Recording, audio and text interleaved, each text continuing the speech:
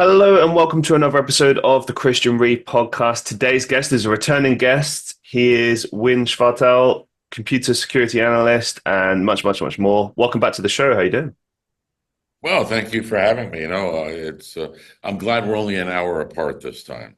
yeah, yeah. It should make it a little bit more easier for us both.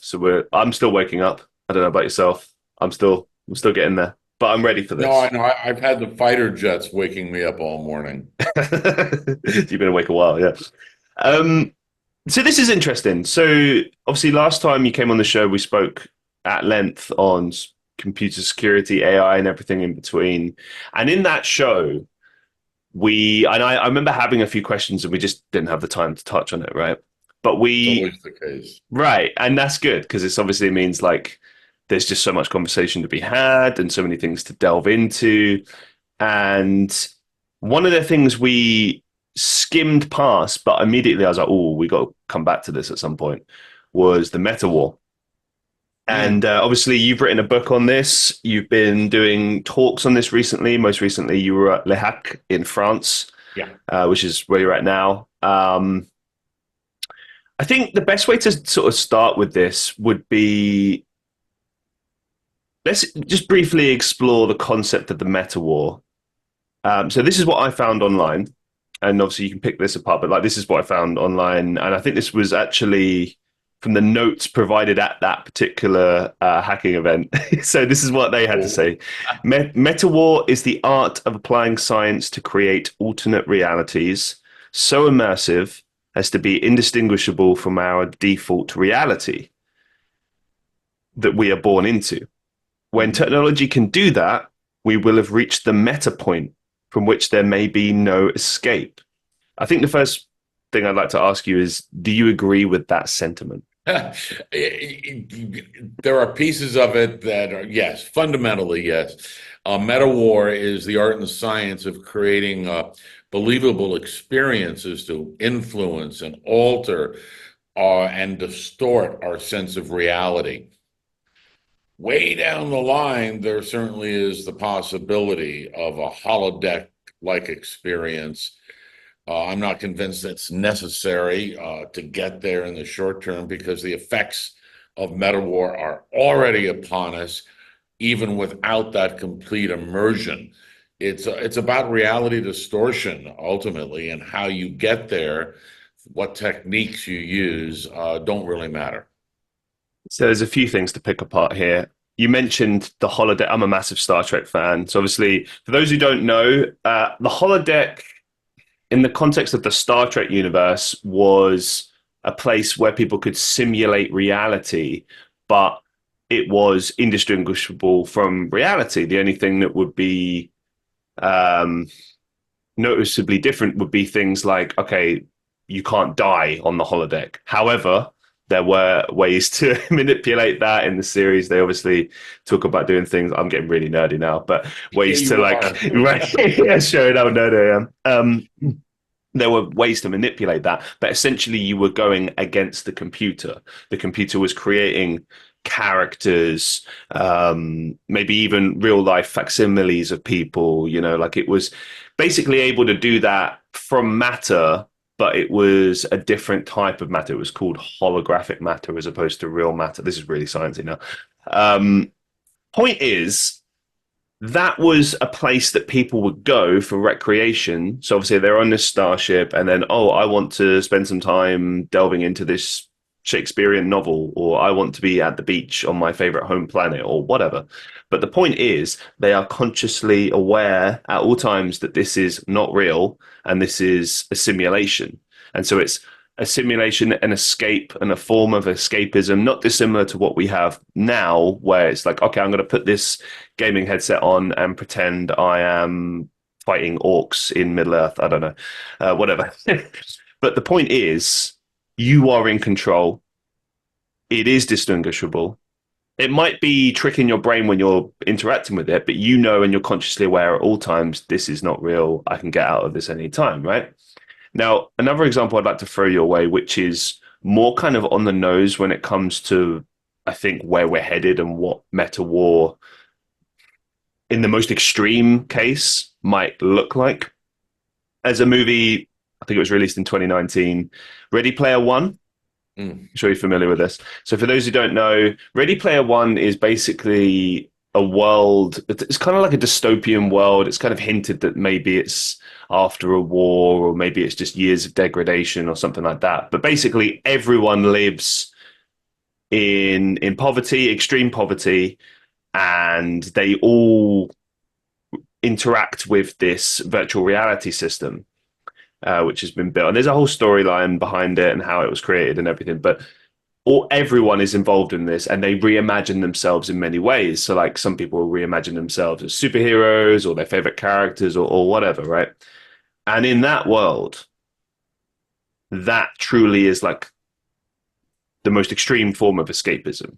Like, when you compare the reality that they have in that virtual reality system versus what they have in the real world, why on earth would they want to stay in the real world when they have this? So in that world, it kind of makes sense why they would want to escape from it. Bringing it back to our conversation, like, I understand the need for escapism. It's always existed. I mean, that's why books have existed. It's nice to kind of get away from it all sometimes.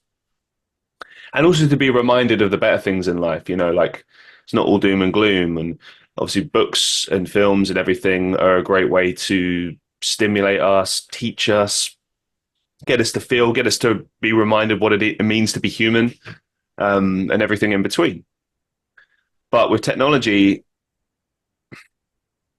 there's something about this idea of reimagining reality that bothers me. And I just don't quite understand this need for us to kind of completely escape reality. I understand escapism, but completely getting away from it. And as Well, it, we already have that. We've had it for thousands of years, except without the technology. When Plato, sorry, no, Homer was sitting around a campfire in ancient Greece, talking to his audience of the tales of brave Ulysses. If they close their eyes and Homer is a really good storyteller, they get immersed in it. There is a full on immersive believability. When you read a book, same thing. You get into it and you're not even aware that you were that immersed into it until you become unimmersed to pick up your coffee or grab some chips. It's only then that you're, wow, I was really into that. Same thing with a movie, large screen TV at home. We're only dealing with sight and sound fundamentally, so it's not a fully immersive experience. But the believability is such with a well orchestrated and well produced production that you are so immersed into it, you don't even know it until you're escaped from it. So it doesn't necessarily require all of the holodeck like technologies to fool the brain. again, this is the thing that kind of bothers me, is this idea of people perhaps forgetting reality. The best example I can think of is people having like little, I mean, this is not really like virtual reality, but it'll illustrate my point. People who have been talking extensively to like different versions of ChatGPT, right? Mhm. And they start interacting with it as though it's a person, and maybe they even fall in love with Ooh. this, yeah, right, this fake I'm not chatbot. in love with my chat GPT yet. It's still lying to me most of the time. Right. But for some people, if you're that desperate, if you're yearning for something and you have something that you have complete control over, but it gives you something similar to a human interaction, or maybe a particular human interaction that you're seeking. What it gives people that fall into that is digital opioids. Right. And over a period of time, if you have a chat AI that's designed for you or your organization or for particular types of experiences, or you're starting from scratch and just start talking away at this thing, um, the believability and immersion uh, and the responses you get will give doses of serotonin and other types of digital opioids straight into the brain, and that becomes addictive by nature. I just, I've never quite understood this need or want to fully immerse oneself completely within a virtual reality to the extent where you're completely disconnected from reality. Like when I first heard this term meta, right? For me, I heard it with Mark Zuckerberg when he was announcing the creation of Meta and the metaverse, etc. And at first it was kind of an intriguing prospect because at that point AR had been something that people play around with, but it never really kind of taken off in the way that people had imagined. It was in some instances it was quite useful, and it is in various different industries, but it VR especially had not taken off in the way that they had hoped. It was a gaming thing, but even in the gaming industry, it's still very slow. But in what Mark Zuckerberg did, as you know, but for those who don't know, when he created Meta, he basically made this or pitched this idea of a working space where you would interact with other people's avatars and have like a virtual kind of workspace. So you could theoretically appear in someone else's office in your digital form, using AR technology and stuff like that. So like imagine I'm sitting in an office room and it appears using AR in the corner of the room, and now he's in the room. Now I understand the mindset behind that, but when I look at stuff like that, it's like, well, we've got Zoom meetings, right? Mm-hmm. So we can call each other if we need to, if we're not physically in the same room, or we can just go to the office and see each other, right? So I was struggling to see the kind of use case for this other than, okay, this is a fancy technology, this is for a bit of fun, right? And inevitably for Mark Zuckerberg, it didn't really take off. But I want to get your thoughts on that before we move on. Like, what did you Oh think about boy, that whole debacle? those thoughts. Where given just today's technology with what um, we can do really good video. It's not perfect. It's not retinal quality, but it's really good. It can become believable. Really good ambisonics. So you've got 360 sound. And there are reasonable levels of haptics that exist, like in a chair. Now, where I think that this would be a great application would be driver training. How Mm. about when a pilot goes to train to become a real pilot in an airline, they are taught not how to fly the plane, they're taught how to crash it safely. So they go through an incredible number of simulations in order to get themselves used to, accustomed to the known, the unknown, and get their brain thinking in such ways that survival is obviously the key. We don't do that, at least in the United States, with driving. But imagine if a teenager had a full year of this, immersive experiences with current gaming technologies that we have, and they are out on the road crashing and dying and having to watch out for the Porsche coming down at 200 and putting them into all of these different situations before they actually get out on the road and kill people. That is a really good application. There are training applications that I see that are tremendous for this. And then some mixture of VR and AR. And I'm sorry for the noise. It is Bastille Day Can't hear here. it, genuinely. But yeah, no Sorry worries. about that. I can't stop France from operating. Um, there are some phenomenal applications using just what we have today. Uh, Apple's augmented reality system looks like an epic fail, but it's technologically was something that was, wow, this is a great step. It was a great beta, and now hopefully they learned a great deal from it, where you can have those types of interactions. Where the next step in it, which is not too far away, will be the tactile sense, and it'll be small size tactile initially. It's not going to be the holodeck. And imagine that a doctor, a surgeon, trains on 1,000 patients in a simulated environment where the tactile sensory feedback mechanisms are such that he is effectively touching the heart or the lungs or operating or cutting or whatever they do. Going through that in a simulated environment before cutting on a live human being. I see a huge application for an awful lot of this. Once we get the headsets to stop weighing 2 pounds, not needing battery packs, and to getting rid of the latency problems. I can't use VR because of the latency issues. I just keel over and get sick. Reminds me of Star Wars, the Clone Wars, and they're like, clones are saying, especially in the games, they'd be like, just like the simulations.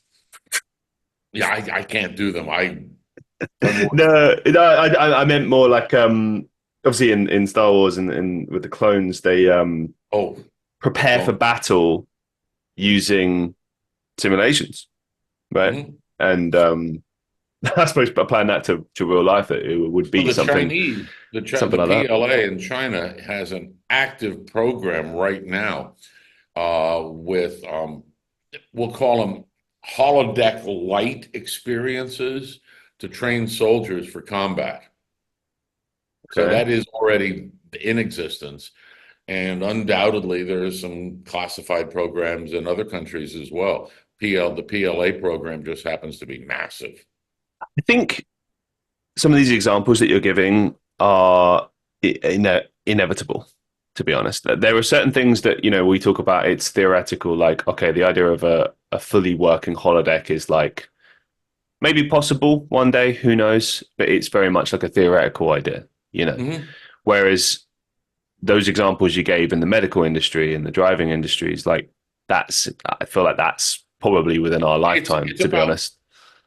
this is part of the problem that you have, like with the media and people that do not look at the technology Mm. accurately enough to really understand what is capable and what would be required in order to achieve greater depth of simulation and immersiveness. These are not binary switches. You can just say, okay, tomorrow we're going to have a full-on heart surgery thing. Hmm. It's going to take a few years to get there. Are we going to get there? Yeah. The holodeck, uh, as on Star Trek, would require, in my current level of thinking, the manipulation of a new state of matter that we don't know about yet. Yeah. Star Trek postulated a holographic tactile. I got a little trouble with that. We can do holographic sound, we can do holographic video, but holographic tactility, I have an issue with. And I think physics is going to have a long way to go before we get to that point. I was going to say, and even in Star Trek, it's made clear that it's a completely different type. Like their science has moved to an extent where like this has become possible, sort of implying like the science of the day. There's just no That way. was Like, Roddenberry's genius, was just let's make some assumptions. Here we are. Here is the tech, whatever it is, and this is 1964 when they did that. Beam me up, Scotty. And then you got the tractor beams and the pulse weapons and all that. Um, he created a very acceptably believable universe for storytelling. yeah, and I read somewhere a few years back that the specs for the ship, the Enterprise, scientists reckon like theoretically it is possible. Like it would take an acceptable amount of power, and again, power and energy that we don't have, but it's possible. You're We could talking do about it. it's called the Alcubierre drive. Right. And NASA is actually studying it. They're all coming up with theoretical ways. His mathematics, his model is in theory good, but the amount of power with current physics Hmm. is like the power of the sun or something required in order to generate enough to be able to make the Alcubierre drive work. We'll get there. There you go. It's going to happen. Star Trek is going to happen one Some day. level of it, but we do need a lot of new physics to get there. I would just invent some new physics. It'd be fun. um, yeah, one thing I wanted to say actually, just to add on to the end of that, just playing devil's advocate for a second. Please. So my concern with things like using the AR technology and VR for simulations is that it makes sense in medical settings because it's a controlled environment and you've got people who've studied their craft for years and years and years. Like the risk, there is a risk, but it's minimal, right?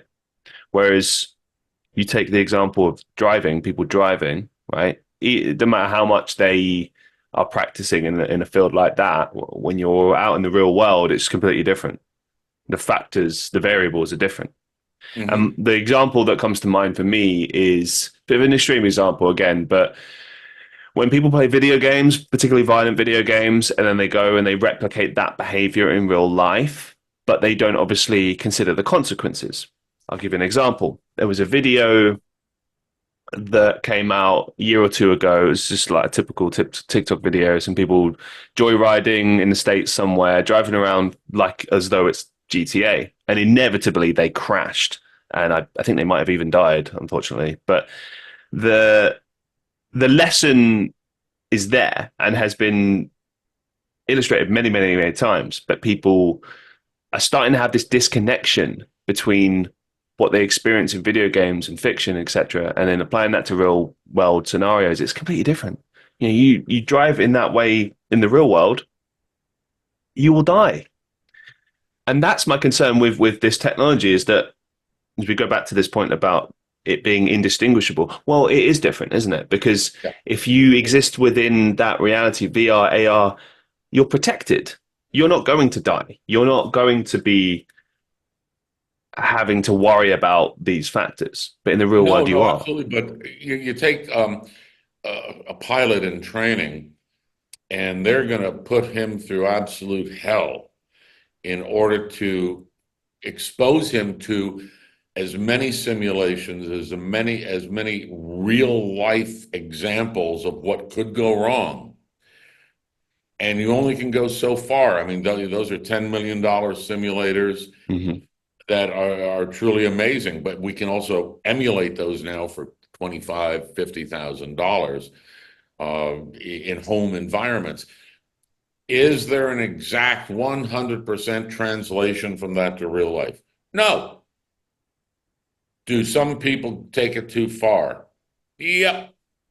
What are we going to do about that? Well, that's a lot of what the book on Metawar is about. And when you get into Act Three, is defenses, mental defenses against this, and understanding when you go in to any of these that the predominant aspect of it is that it is not real. And how do you defend yourself mentally, your cognitive immune system, against suddenly becoming so transfixed and so immersed that escape doesn't maybe even cross your mind? So this is your goal with the book is essentially to kind of educate people on how to maybe protect themselves, what to look out for with regards to the meta It's much technology. more than that. It's about coexistence with technology. We hear the words disinformation, we hear the social media problem, we hear all of these, and they're all absolutely right on. But when you look at each one of them individually and then assemble them collectively, what you end up with is a disconnect, a lack of ability to coexist with the technology that we've created. That's really that simple. And people are focusing on a lot of very, very important issues that I totally agree with. But I've been looking at it from the meta level, if you will, and looked for the fundamental triggers, causes, fundamental aspects of our consensual hallucination reality that have brought us to this point. And there are six fundamental disconnects that we have between us and technology. And they're really pretty straight ahead. We talk about disinformation. Can you Cool. just extrapolate a little bit when you say, Yeah. I mean, when you talk about disinformation, what do you mean? Oh, I'm going to avoid going down that rabbit hole too much, but disinformation is a combination, basically non-evidence based, Okay, non right. It's very simply. And I don't want to go down that rabbit hole because no, that causes a it's lot of fine. trouble. I know it's quite a divisive issue, but I meant more just kind of so we understand where we're coming at from this. So for those wondering, I'll just explain a little bit more. So when you see posts online and it's put forward as fact, but again, there's no evidence to support said thing, that would be an example of disinformation because obviously it can lead you a certain way. It can lead you to a particular belief or understanding about an issue, and actually the facts are not present there. And, you know, it's You got to be potential careful with the word fact as well. fact is a fact. Do you know what I Um, mean? It's you like you know what you mean, but other people might not agree. I, I feel like it's one of those things though that like fact, okay, let's go to science for a second, right? When we know something to be 100% true, we have proven it by, for example, doing an experiment, right? It's not 100% true. It is true only up to the stochastic, probabilistic level given existing knowledge. right. Something may change tomorrow. Sure. So it's 99.99 sure of it.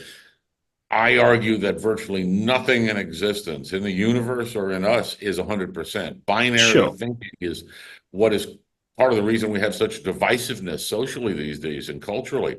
People absolutely believe X or Y with no no consideration for any empirical evidence or critical thinking. Well, that's a whole other Yeah, that's it's a can of long worms, book. isn't it? Yeah. I mean, it's you've written a lot of books over the years, so people can find this book on Amazon, right? Not yet. No, yeah, It will be on Amazon in early August. It's excellent. being the final editing is being done, and then these days layout and all that is simple, bam, and click. I'm aiming at August 8th is the Fantastic. target date to announce it at, or is it 9th? It'd be at DEF CON in Las Vegas. I'll make sure to include the links as always. As mentioned before, Winn has made many books that you should go check out over the years on various different topics, not just the Metawar. So go check it out, and I'll make sure that those links are available. Just to kind of extrapolate a little bit more on that before we Mhm. move on to the other points, I think what I'm seeing with disinformation is just how much technology is influencing that. Like, I think one of the things that I've been banging on and on and on about until I'm blue in the face is how we need to pay attention to AI and what it's doing. Because everyone right now is like, oh, haha, isn't that funny? Like, you're able to replicate this person's voice for this song, and we can bring Freddie Mercury back from the dead to sing this song. It's like, okay, that's kind of interesting for like, you know, a bit of fun, right? But here's what you're not realizing, guys. We're headed to a point now where we have the technology to, for example, implicate someone in a crime that they didn't commit. We have the videographic and audio technology to implicate a person into crimes, to suggest that a person was in a particular place when they were not. This is terrifying. Like how can one even begin to defend oneself from such technology? What's happening, and it's unfortunately just beginning, and we call it digital provenance. What is the source? What is the absolute source? And today we don't do that, whether it's a photograph, a video, or a document. What is the provenance? How can you absolutely prove that it was created today on this phone call at 12:33 Paris time? Unless there's embedded metadata inside of it that is cryptographically secure from alteration. We call that in cybersecurity integrity mechanisms. Unless that's there, everything is in doubt. Evidence of video, photographs, or documents, all are now being called into question, which is only going to make our lives even more complicated. And as you suggest, with implication, adjudication, and a good technical defense lawyer can get most of that thrown out pretty darned easily these days. Yeah, we've got some legal protections. That's something at least. But it's, as you say, there's not like a clear system in place right now. Like, yeah, we're playing with all of this technology and we're having fun with it and great. But like, I mean, I've seen some recent AI videos where it's terrifying how realistic it is. The only Well, reason I want to get back to then take what you just said. sure. Now let's go back to an immersive experience that would be good. What if you had the ability, or any student had the ability to, whether it's in a VR experience, whatever it is, and actually have a conversation with Socrates or Descartes or Newton? There is enough information out there, add on AI, to simulate a reasonably good educational environment using the Socratic method. I think, okay. So I have very mixed feelings on it. I'll just say now, I'm not Captain Doom and Gloom on everything. Okay. The reason why I bang on about these things is that I want there to be a clear system in place to protect humanity. That's where I'm at. I'm not saying that technology or these uses of these technologies can't be useful. I mean, for example, that example you just gave, that would be brilliant. Imagine that as an educational experience. Instead of having to sit there reading boring textbooks, you can sit on a recreated auditorium and sit and listen to Socrates, tell Yeah, his stories. Bill and Ted did it. Come on, we can do it. Exactly. Yeah, no, I think that would be incredible and would be, to be honest, far more valuable. I mean, just the other day I was talking to someone about the power of storytelling and how throughout human history that has and will always be one of the most valuable ways to teach people, to educate people, to enthrall people. It's never about the story itself, it's about how you tell it, how you draw the audience in. Metawar is the fundamental number one element at the top of the chain of the Metawar thesis is storytelling. Absolutely storytelling, whether it is a petroglyph, cave drawings, uh, any of the scrolls from thousands of years ago, Sumerian texts. It's all storytelling. How effective that storytelling is going to define how immersive the experience is. Like, if Plato's a great storyteller, yeah, you're going to lean back and drink your shitty great Greek wine, and okay, that's wow, and you're really there with Odysseus fighting the Trojan War. If people are not good storytellers, and we've all seen them on Oh, stage giving speeches, you're not. There's no impact. Storytelling is the fundamental mechanism of human communication. it's something as well, I feel that you kind of do have to learn with time. I mean, I've learned that I'm a good storyteller, but only because of years of tweaking, as you put it, communication abilities. You have to be confident in yourself, but you also have to understand that humans, we're very expressive. We have this need to express, a need to understand the emotions at play, understand how things think and feel, etc. So it's like, Know your audience. sure, yeah. I mean, what I say this much: I don't ever bother opening my mouth and telling a story unless I know I have 100% attention of that person, because that audience, you can play to that audience, and you'll have them the whole way through, And how do right? you get their attention? How do you begin getting an audience's attention at the beginning of your talk? That's One relative. method, the best method ever. Please educate us. Ask them questions. Hmm. Yeah. Well, When you that's one ask way, isn't it? when you ask a question of any individual or in a group, that is another mechanism by which the brain secretes serotonin. Sure. Yeah. Well, I And mean, Just look at him. Automatically, you've shifted their attention because you've given them a dose of feel good by merely asking the question. Setting up an audience or an individual with questions. Yeah, no, I agree with you. Interrogation, police interrogation does the same thing.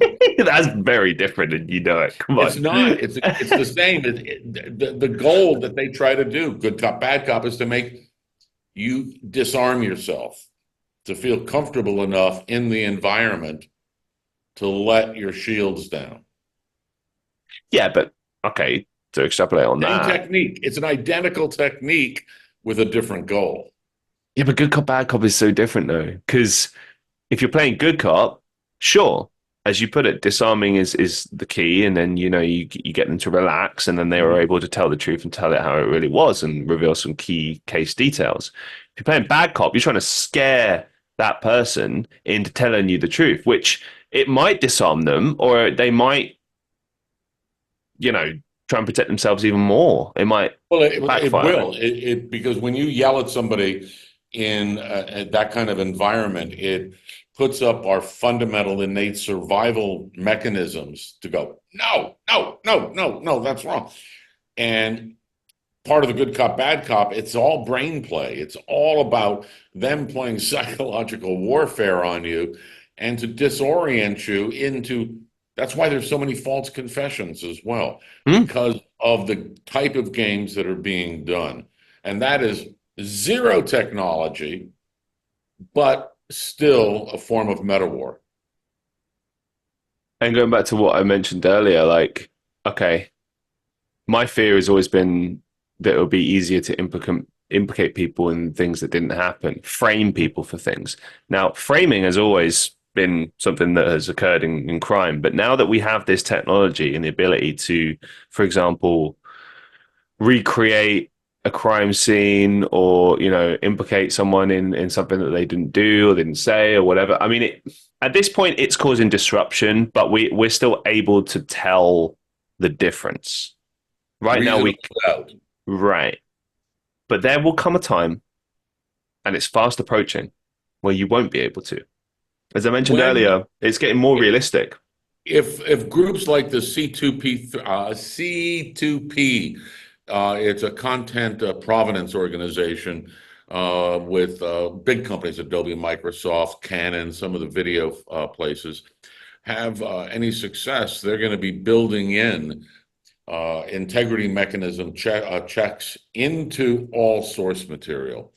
So that if there is a deviation, if there's a modification, you can absolutely say this is not an original. Sure. Yeah. So the defensive approaches are finally being developed But how many using. people on the internet do you think are going to pay attention to that or not? If it becomes totally embedded into every camera, every content source creation tool, it'll be invisible to the average user. It'll just be part of the Microsoft suite, part of the Adobe suite, whatever. It Hmm. only becomes important if there is something that has a contentious issue later on. I think, again, adding on to the doubt train, the concern train, is that I'm seeing it in different areas on a small level, granted, but I'm seeing it in different areas and how it's kind of being slowly brought in. So I'll give you a few examples. Like on YouTube now, I mentioned this before on the show. Anytime you upload a video, you have to declare whether or not that video is AI generated. I believe you have to do so on TikTok as well. You have to declare if it's used AI in some shape or form, etc., etc. Right. On YouTube as well, we're also seeing a lot of videos now, and it's painfully obvious, but completely AI generated. So AI generated script, AI voiceover. I remember one time it even tricked me. It was a good enough voiceover, and then I was listening out, and there was a few inflections in the way that the voice spoke, and I was like, okay, this is not real. But it nearly caught me for a second because I was about to like the video. I appreciated the content, and I was like, no, hold on. Well, what I happened to David Cameron up in the UK? With what specifically? He was deep faked into having a conversation with the Ukrainian president that wasn't real. Interesting. As in, he thought he was talking to the Ukrainian president. Yeah, yeah. It was a Zoom, some video call. Wow. It's all in the book. There I'm Okay. doing more crass commercial plugs. No, no, no. Well, hey, look, I mean, this is the whole point of promotion, isn't it? Cameron got nailed, and there was no harm, no foul at the end. He became suspicious, and then they verified that it wasn't. What do you know? What the tells were, like how he was able to finally figure that out? Because obviously, it, as we You mentioned, know how it is with the uncanny valley. The uncanny mm, valley being that creepy area is like a doll. Ugh, it's a little creepy. Some people do it with clowns, robots that look too human. It's easier to deal with a robot that looks like a robot because vive la différence.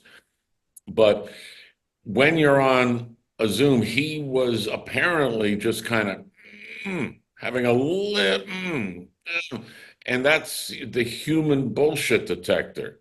I know what you mean. You just sense something's wrong. See, and this is something that AI and technology will never be able to recreate is human instinct, intuition, the feeling that something's not quite right. I actually did an episode on Uncanny Valley on my Patreon some time ago, and the one of the key kind of ideas that kept coming up was this idea that the reason why you feel that way comes from basic human innate feelings, and it tracks back to like the animal kingdom. Like you when you sense that something is not quite right, it's a survival technique to protect you from a predator, supposedly. Yes. Um, and whenever I see instances of that, it's always something that it feels like a little bit off and you can't quite explain why. For example, the big one online is like liminal spaces or back rooms, that kind of thing. Um, some people say it's a weird recreation of nostalgia. I think it's more presenting to us instances where we have certain expectations. So, for example, if we're walking through a deserted place, we expect there to be people, we expect there to be certain things. And when that's not there, we then start to worry, start to be fearful of what might happen. It's probably the same reason why we're scared of the dark sometimes, because it's the fear of the unknown. You don't know what's there, you don't know if you're going to be attacked. It's survival, preservation. Mm-hmm. And I wonder in instances like that, it's hard to fool humans, but not completely. I mean, I'm seeing so many examples online of people just being completely duped. And I wonder just how we're going to protect ourselves from that in the All future. right. All right. This gets into an awful lot of what I call Act Three, the defenses. What are we going to do about it? But it requires understanding the disconnect between human and technology. The biggest thing at the top of the whole heap, in my opinion, is not disinformation. It's too much information. The information age, I say, began 1956, and that's when IBM shipped its first 5 megabyte hard drive. Pick the date. And we can argue over whatever date, and that's cool. But I use 56, and then you look at the hockey stick curves of information, and you look about how much information is totally subsumed upon us all of the time. Now, we as a cognitive system, we have specifications, very hard numbers that we know, and they're in the book, of what our capacity is. When you exceed that capacity, there are cybersecurity equivalences. For example, too much information, we've all experienced. That's enough, too much. I got to go cleanse my brain. I need to calm down. Peace out. Namaste. And that is our reaction to mental immune system survival. So, too much information out of the gross, every piece of information out there that exists and is generated every single day, the human being's upper limit, if you are consuming maximum information through all of your senses 24 hours a day, is 74 gigabytes. That's it. When you start jamming or attempting to jam more information into our sensory nervous system, that's when problems really begin. And the disconnects come from there, and that is disinformation, stress, anxiety, behavioral algorithms that are guiding everything, abuse of our personal behavior, addiction, and the disconnect of time. Tech is operating 1,000 to 1,000,000 times faster than we are. And that's unfair, and we feel it, and we react that way. That's why if you get something, when we get your phone and if it clicks, bam, I got to pick up that phone and see, is something important, or is I'm just going to get another little a dose of dopamine to make me feel good? All of these stem from too much information and our inability to disconnect. There was a quote that I found in the Lehack notes from this recent hacker conference that you were at, Mm-hmm. and I thought it ties well into this. Humanity was not built to survive technology. We were only built to survive nature. In the last 20 years, we have transformed as a global cognitive infrastructure that is evolving to be an existential threat to humanity. So my question to you, why are we creating our own destruction? All right, now we get into philosophy. Yeah. One argument is if I put on my science hat, wow, because I want to know, because it's cool. That's great. I love geeking out. Yeah. Um, and again, a lot of things really should stay in the lab and not get out. But profit. Damn, you're right. Yeah. But It's about money. I mean, we can go into the philosophies of exploitations, the work of Bezmenovs, and all of that as to effectively what we have done wrong over the years. I mean, let's take a simple example, which is non-technical, really. Go back to the 1920s. okay. In the United States, what was the primary mechanism for transport?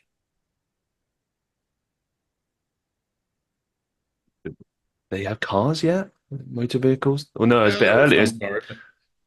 Horse and carriage, All maybe. of California had the most extensive European-like rail transport system. Right. Sorry. Yeah, of course. And along came cars, and along came a guy named Goodyear.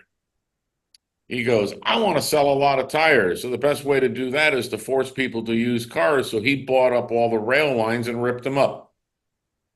Interesting.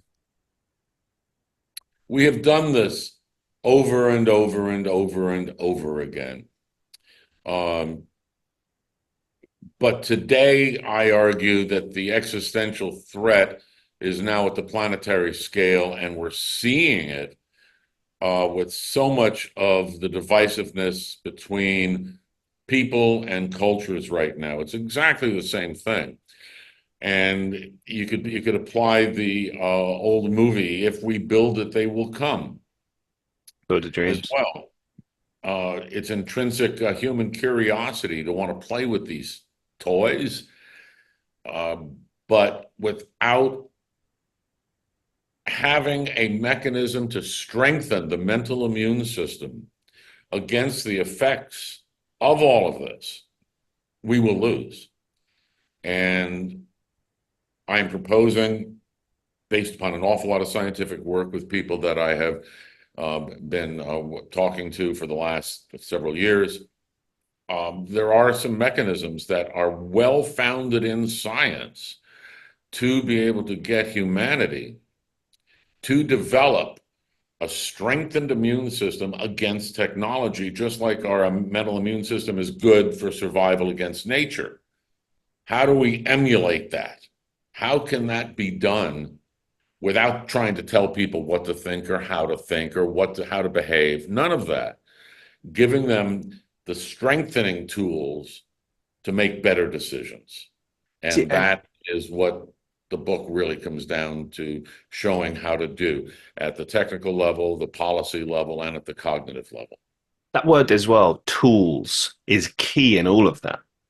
If you look at some of the things that we've discussed today already, Star Trek, this idea of the separation and distinction between technology and reality, and how we have to have a healthy relationship. Like, that's the thing, guys. I know I've done a lot of videos and shows on technology, and it might seem like I'm against technology. I'm not against the concept. It's inevitable. It's inevitable for humans to move forward, and change is part of life, right?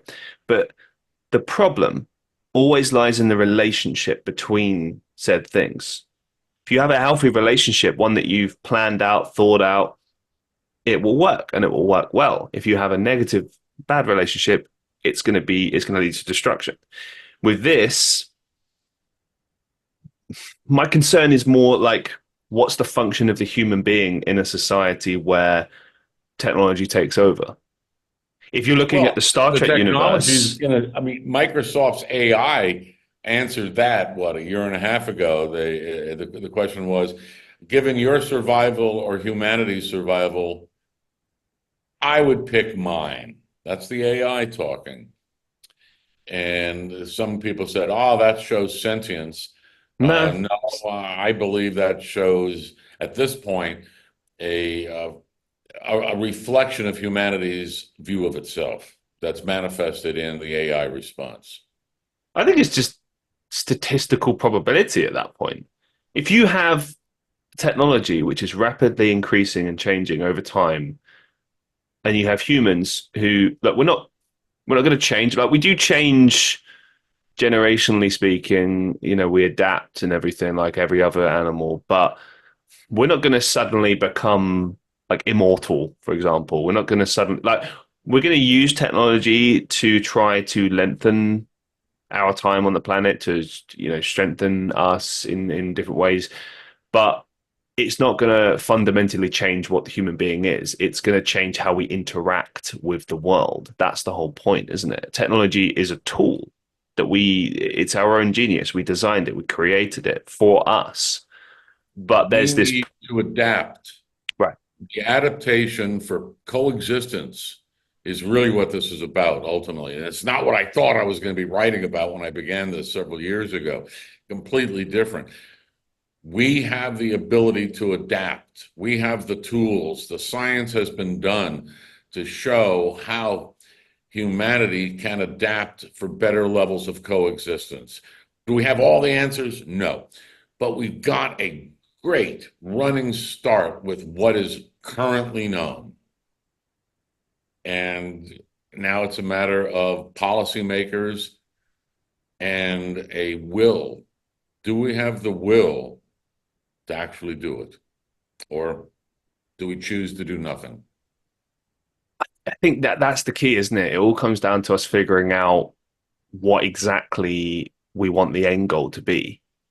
Like I mentioned again, I'm going to bring it up again, but Star Trek. And you know why? Like, people can laugh it off, but if you look at all the ideas presented in Star Trek from a technological standpoint, it's pretty idyllic in many ways. Because in that universe, technology and humans are one. Like, they use the computer much in the same way we use the internet now, as a resource, a tool, something to advance what they're already trying to achieve. So it's man and machine, as it always has been, but it's not controlling humanity.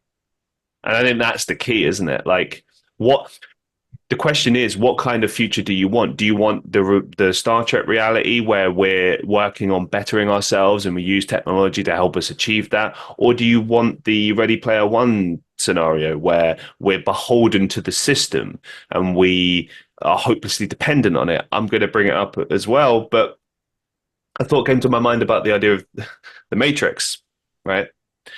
Now, there's many reasons I could bring this up, but the main thing that comes to mind is a particular line that Morpheus says to Neo, where he says, something to the effect of, and there are some within the system that are so hopelessly dependent on it that they will fight to protect it. And I wonder that if we head to that reality in the future, where we are so hopelessly dependent on this form of reality because it offers a safe haven and an escape from the real world that we don't want to live in, would we Didn't fight you? for I that? mean, what you just quoted was politics today. Say again? You just quoted politics today, didn't you? Interesting. People are living in their own realities without any basis in fundamental evidence, critical thinking, scientific method, yet living their lives believing whatever it is that they have chosen to believe. I No think that different. then that comes down to whether or not you question things, doesn't it? You know, it's interesting. I've said this before, but I remember when I was at school, one of the things I was told not to do was ask questions, which Are you is, serious? I swear, on my life. I was told two things: stop asking so many questions, stop talking, or three things: stop talking so much, and stop answering back. And I thought that was in my 14-year-old self, I was mature enough to understand at least that that was wrong and that it was illogical to not ask questions because that's the acquisition of knowledge. How can you understand unless you ask more questions? You know, and that's basic science. Okay, it's like that, but why is it like that? Oh, it just is. Well, what do you mean? I need to understand. I need to understand because that will help me unlock other mysteries or whatever. Like I personally, for me, I find that fascinating. You know, I have a 5-year-old grandson, and we get into these talks. He'll go, how does the elevator in the Eiffel Tower work? And I go, okay, it kind of goes in thing. And I try to do it simply. And he goes, but why? Oh, because of, but why? And we've all had kids do this, but why? Because of their infinite creativity and inquisitiveness. Efforts at shutting that down is child abuse, in my opinion. That should be so brought out. Just always ask why. Always ask the questions. And people that do not ask questions, who don't question whether it's authority or political bullshit or misinformation or too much information or why have I given control of my life to this particular algorithm? When you don't ask those questions, you have chosen to let the Borg take one step further. yeah. I mean, you're not wrong. I fear that. Like there, okay. I do a lot of hospitality work, right, to make ends meet. So I meet a lot of younger people because I'm about 31 now. So I meet a lot of people, anywhere from 18 to 21. Often they're students, and maybe it's their first job. You don't know. And I'll see myself in them. I remember being that age. It wasn't that long ago. And I remember how people manipulated, how people would treat me, and how that could lead to negative scenarios. And it was often at the expense of people much older than myself, 20 years older than myself at the time. And when I recognize that in people, I try to help them. I'm like, well, actually, it's like this, or hey, keep this in mind, or hey, be wary of this. And it's interesting the reactions you get. Some people are obviously stubborn and, like, yeah, okay, whatever, I'll be fine. But the people that really open to that information will sit and listen and go, oh, I see. I understand. Thank A lot you. of that's how they're brought up because you got to keep in Absolutely. mind, you got to keep in mind that reason, logic, what you're talking about, and emotion, which dominate many, many people. Reason and emotion are incompatible operating systems. How do we get them to become more integrated?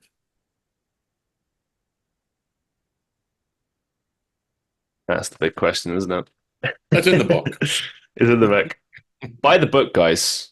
That's the Yeah, message. well, Buy as the soon as book. it's available on Kindle, as soon as it's available, it'll be out Kindle and hard copy POD. And we're just doing the last little bits here while I suffer here in Paris. Speaking of your time in Paris, Mhm. what have you been your sort of key takeaways? What obviously people probably have about 1,000 million questions for you about this, but what seems to be the main thing that people are asking you or concerned with or just thinking about in relation to Metawar? Yeah, it's odd. Metawar, the concept, I haven't really gone heavily public with it yet. It's for the last 2 years. I think, as you know, I've been kind of testing the ideas and meeting with people, largely in UK, Netherlands, and France, because so many of the misinformation, disinformation, critical thinking, and cognitive defense systems in the United States have been completely shuttered by political forces.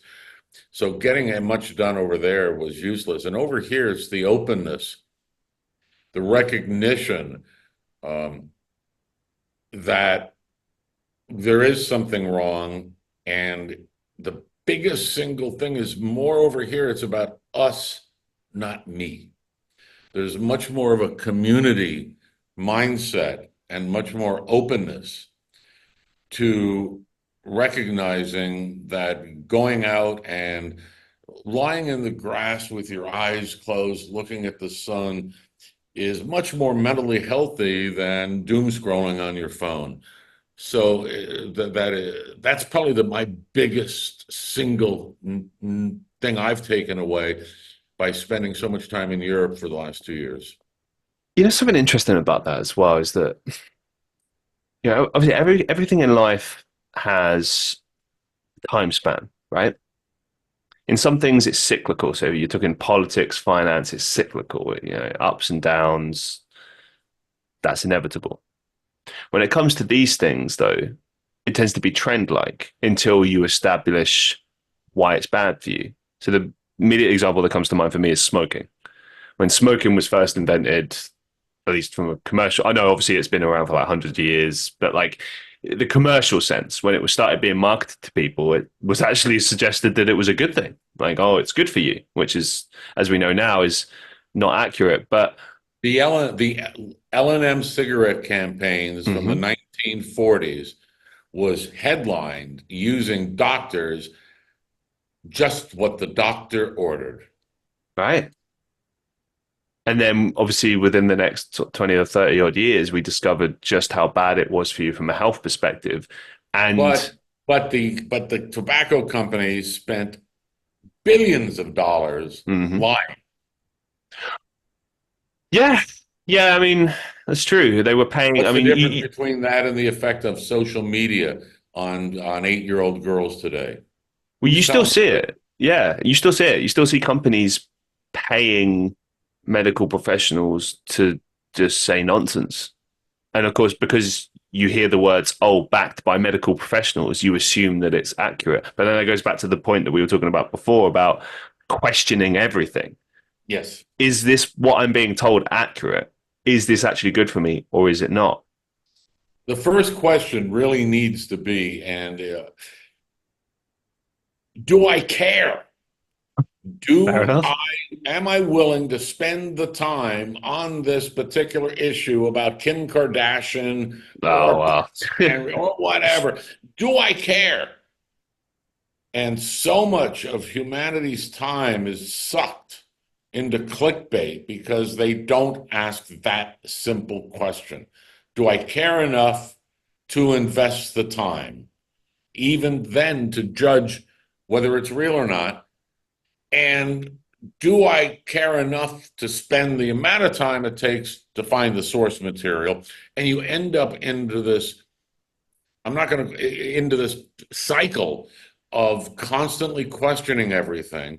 And over time, and this is part of cognitive strengthening for the mental defense systems, making that an automatic process versus something that requires conscious effort. The final question for you to sort of tie a bow on all of this. What would be your kind of one message to people about Metawar? Wow. Um, you're being manipulated now. You have no idea how much manipulation is going on in your life, from the effects of just too much information all the way down. That's creating an addictive mechanism. And you are addicted to some aspects of technology right now. The big thing that you need to do is start learning how to strengthen your mental immune system so that you make your own choices, you retain your own identity, and you don't give control over you and your life to somebody or something else. Perfect. Couldn't put it better myself. Thank you so much for sharing this with us. Thank Um, I, you. I knew that we were eventually going to talk about this, and it was exciting. As soon as I delved into it, I realized that it touches on so many things that I've been studying and looking into over the past few years myself. I feel like the one thing I can say to everyone here that, for instance, that listens to the podcast, that watches my shows on Patreon, is that invest yourself in this. This is important. This is not just like, oh, that's an interesting topic. Like, this is going to change your life and the way that you interact with everything moving forward. So invest that time. Make sure you make this a priority. And that will at least keep you ahead of things so that you are aware of what's going on. Just to give you a quick example, like obviously I'm a creative, so I do like acting and voice acting, right? The reason I pay such a close attention to AI is not just because I'm like scared of what it might do one day. It's because it's how it's actively affecting me on a daily basis. You know, for example, I saw an advert on YouTube the other day, and it was for a AI voiceover bot thing. And normally I skip those ads like straight away, but I sat and I watched it because this is obviously putting me out of work, putting many people out of work. But I sat and watched it because I was fascinated by how this particular advert was being proposed to me. See, normally it's a quick, oh, isn't this a great technology? 30 seconds and you're done. This advert was like 3 to 4 minutes long, and it explained in detail how it can mimic every human emotion, how it can change quickly from those emotions, how the AI can understand the differences and how it needs to put certain inflections or certain emotional feelings on certain words, etc., etc., etc. The point is, it was a tool created to completely mimic a human being. So And I there's no call need. bullshit. My gut reaction is Right. bullshit. I really want to see more, learn more, because if my gut reaction is those are grandiose marketing claims.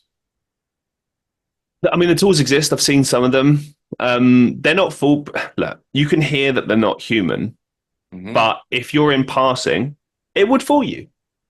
For certain applications, Yeah. it's like with ChatGPT. You were talking earlier about people being, oh, now he's my best friend. Cool. I use ChatGPT not for writing, Mm-hmm. not for. I've had some fun with the photos and like everybody Yeah. else has.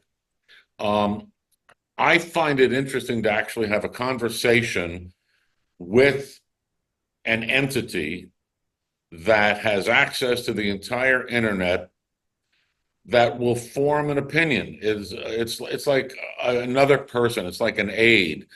Hey, what do you think about da da da da da da da? And learning how to frame the questions correctly is very, very important in terms of making that coexistence work.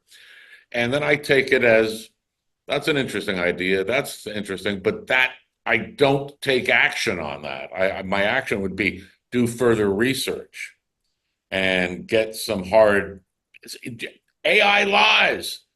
AI Yeah. lies. That's part of the deal. Get over it, people. Do not believe your AI. You got to go. You want huge accuracy, do it another way. You want a friendly opinion with some insights that sees a pattern that you don't see? Great. But still, science says you got to go back and validate everything. I think that's another thing that we've spoken about extensively in this show today is this idea of using these technologies as a tool. There's nothing wrong with using them as a tool. Just don't completely base everything on that. You know, like I have every tool known to man to be able to do great graphics. exactly. I am still stick figure challenged because I do not have the skills to be able to do it. But it's just fine to use it as an aid, though, isn't it? It's okay. You can learn, you can grow. I mean, I do a basic and I give it to the proper professionals and right. let them solve it. And some people come to me for security advice because I'm professional at it. And ChatGPT, I'll ask it a question and I'll go, I never thought about that. I wonder if, and it might just be a cool idea because one of the things that AI and ChatGPT do really well is find connections and patterns that are not Mm. obvious to us because of the sheer amount of volume of information, TMI, that's required to do that. Doesn't mean what they're saying is true. One thing it's been really helpful for with me is forming my podcast research questions Mhm. and like structuring for things like articles or shows even. Like what I'll do is I'll already have an idea of what I want to do and I'll write down everything I can find based on the research I conduct online and also just from what I see of this person, what I want to know, what my audience wants to know, and so on and so forth. But then sometimes I'm at a, I'm kind of stuck. I'm like, oh, I need a bit of a jumping off point maybe or some additional help. And so I've done that. And again, like you said before, it's all about how you frame those questions, those prompts. So sometimes I'll ask it like, hey, throw me some questions for a guest that wants to talk extensively on the Metawar. And it'll give you, based on its knowledge and understandings of the internet and all the information it can pull and what people have been asking, it will bring all that information up. And then you can kind of go through this and go, right, okay, what's good, what's bad? Because some of the questions will be terrible. It'll just be like very generic crap. But some of it will be like, oh, that's useful. Like, I'll give an Exactly. example. I did a show about security the other day. I had a security officer, and I used some of the questions from that ChatGPT research pull up because they were making connections that I'd never even thought about. And I was like, oh, that would be useful. That'd be a good question Mhm. to ask. And so I did that. You know, there it I is. mean, messing with it is fun. Sometimes it's just kind of a cool thing to do. I have taken pieces of the metaphor thesis, just short little sections of it, and put it in, and I said, please write this, translate this as though it was Sherlock Holmes talking. Yeah, I've done I mean, that. and there's some fun stuff to do, Yeah. but that's also like the very early days of desktop publishing. And we all put 30 different fonts onto one page with 22 different colors. And my design skills absolutely showed their ignorance in that level. And it takes a while to become acclimated to it. But in this case, AI is messing with the brain. It's modifying humanity's brain. And we got to put a whole big halt on that quick. There it is, guys. Make sure you go check out Winn's book. You can find it very, very soon in August. He's written a bunch of different books that I implore you to go and check out. Obviously, we've done a show before all about internet security, so go check that out as well. Vin, do you have any final comments that you'd like to leave our listeners with? Happy Bastille Day. Yeah. And tonight, for the first time ever, I'm going to go as close as I can get reasonably without a million people. Going to watch the fireworks at the Eiffel Tower. Always been a bucket list thing. Awesome, man. Well, have a great time. And thank you so much for appearing on the show. It's an absolute pleasure as always. Well, And thank you. Anytime. my pleasure. Until the next time. And to all the listeners of the Christian Reeve podcast, I hope you enjoyed this show as much as I did. Make sure to go check out Vin's books and go buy them, go spread the word, go educate yourself about the meta war and AI because you're fooling yourself if you don't. Let's put it that way. For anyone who's been listening on YouTube, make sure to like, share, and subscribe. As always, I'm seeing your comments more and more. Thank you so much for all those. If you're listening to the show on Spotify, Apple Podcasts, keep leaving your reviews, keep leaving your comments. It's really helping us. I'm seeing the show growing and it's exciting. So thank you so much. And also, Don't forget, you can support the show on Patreon, patreon.com/Christian Reeve, and get yourself exclusive bonus podcast content, access to my exclusive show for Patreon only, Life with Christian Reeve, where I explore many topics, and we've done a lot of technological topics on there as well. So go check that out. And most importantly, be safe, be well, and I'll see you in the next one.